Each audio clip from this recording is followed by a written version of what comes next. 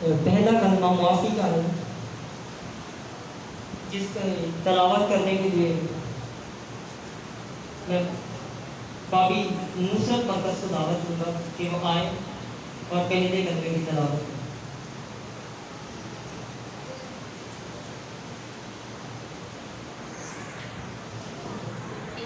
یسوع نے کہا، اے باپ ان کو معاف کر کیونکہ یہ جانتے نہیں کہ کیا کرتے ہیں۔ آمین۔ سامنے پڑے اور سنے جانے پر خدا کی برکت ہو۔ آئے ہم اپنی آنکھوں کو بند کرتے اپنے سر کو جھکاتے ہیں اور خدا کے حضور دعا پہلے کلمے کی واضح ہے، اس کو میں دعوت دوں گا بابی شکفتہ مائیکل آئے اور خدا کے کلمے کو بیان کریں۔ آپ سب کی زوردار تالیوں میں کلموں کی ترتیب میں جو کلمہ مجھے دیا گیا ہے وہ پہلا کلمہ ہے، جو کہ ہماری بہن نے بھی پڑھا کہ کلمہ کچھ یوں ہے، اے باپ ان کو معاف کر یہ نہیں جانتے کہ کیا کرتے ہیں۔ لوکا اس کا 23 باب اور اس کی 34 آیت۔ یہ کلمہ معافی کا کلمہ ہے۔ یسایہ نبی اس کا 53 باب اور 12ویں آیت میں اس کی تلقین اور تکمیل کو ہم دیکھتے ہیں، جس میں لکھا ہے کہ اس نے خطا کاروں کی شفاعت کی۔ خداوند یسوع مسیح نے یہ کلمہ کب، کیوں، کس کے لیے کہا اور اس کلمے کا کیا مطلب ہے، اور ہم آج مل کر یہ بھی سیکھیں گے کہ آج کی زندگیوں میں اس کلمے کو کس طریقہ کار سے ہم دیکھتے ہیں اور اس کلمے پہ کس طرح سے عمل کرتے ہیں۔ یہ کلمہ خداوند یسوع مسیح نے صلیب پر جمعہ کے دن 9 سے 12 کے درمیان کہا۔ خداوند یسوع مسیح کے منہ سے نکلنے والے پہلے الفاظ ایک دعا کی صورت میں تھے۔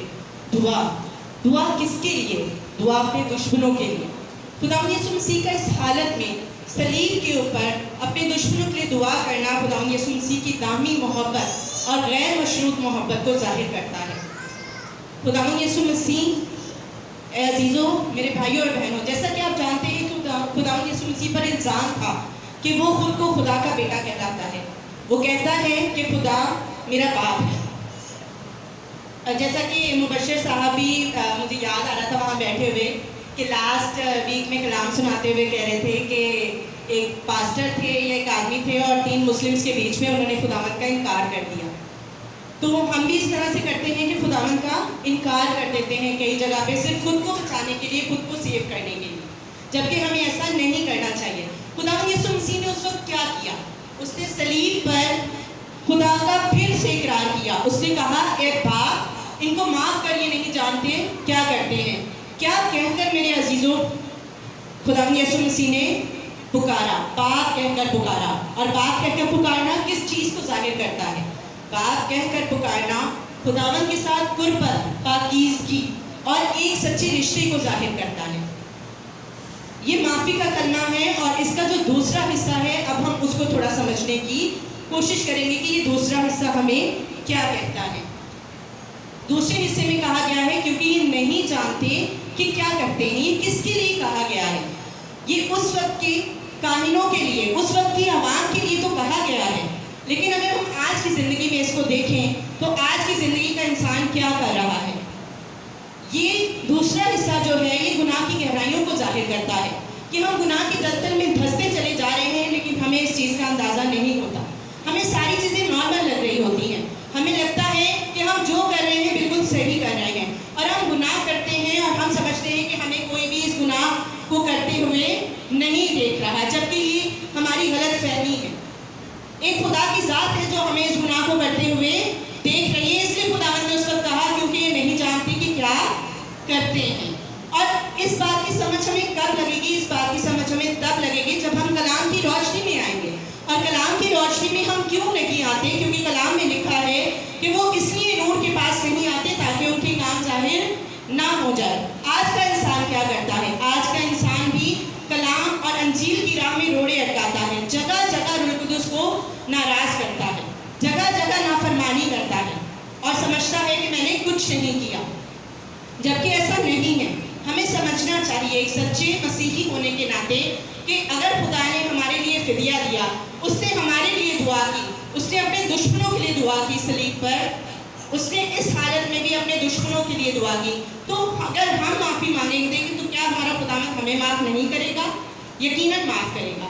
چلیں اب ہم یہ جاننے اور سمجھنے کی کوشش کرتے ہیں کہ معافی ہے کس کے لیے. کیا معافی صرف میرے بھائیوں کے لیے ہے؟ کیا معافی صرف میری بہنوں کے لیے ہے؟ یا معافی ان بچوں کے لیے ہے یا میرے لیے؟ معافی کسی واحد انسان کے لیے نہیں ہے. خداوند کی محبت لازوال ہے، لامحدود ہے، اس کی کوئی لمٹ نہیں ہے. معافی ہر کسی کے لیے اویلیبل ہے اگر وہ سچے دل سے معافی مانگنا چاہتا ہے تو. لیکن معافی صرف ایک شخص کے لیے اویلیبل نہیں ہے. اس بات کو ذرا سمجھیے گا. کس کے لیے معافی اویلیبل نہیں ہے؟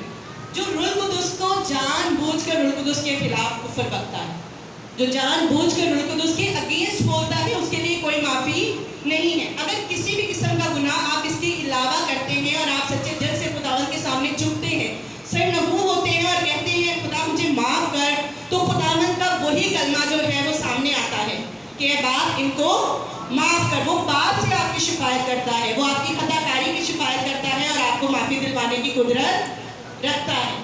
جس طرح سے اس ڈاکو کی مثال ہے، وہ ڈاکو بھی تھوڑی دیر پہلے برا بھلا کہہ رہا تھا خداوند یسوع مسیح کو ساری عوام کے ساتھ، جو کہ یسوع مسیح کے ساتھ مسلوک تھا.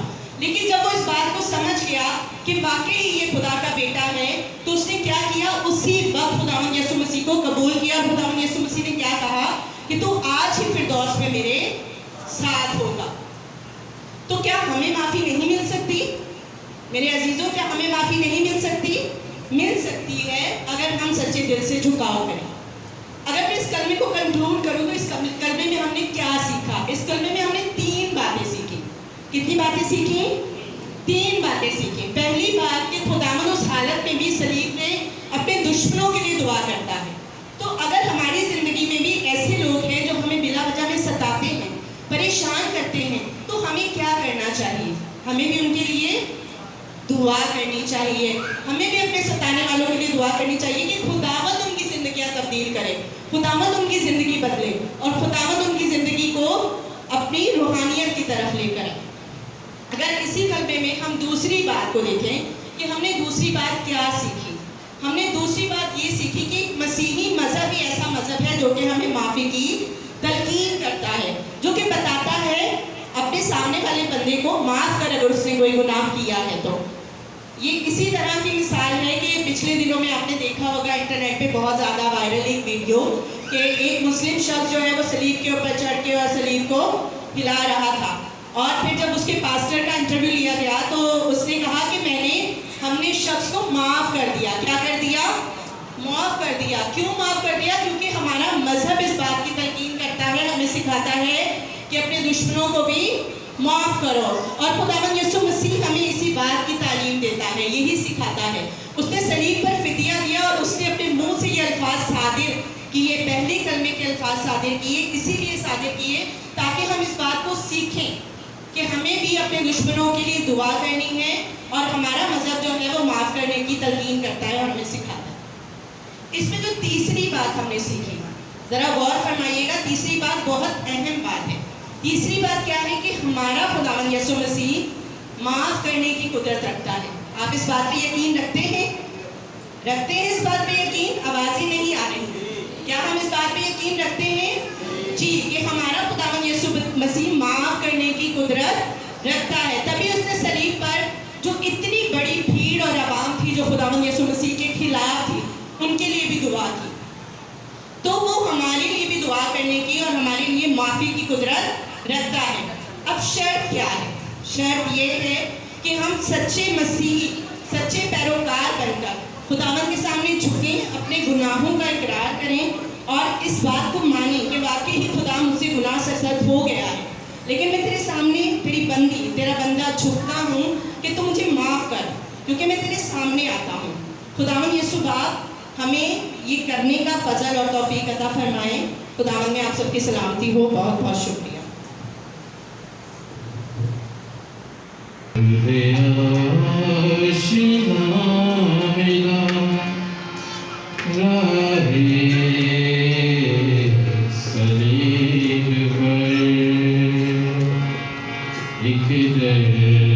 دیا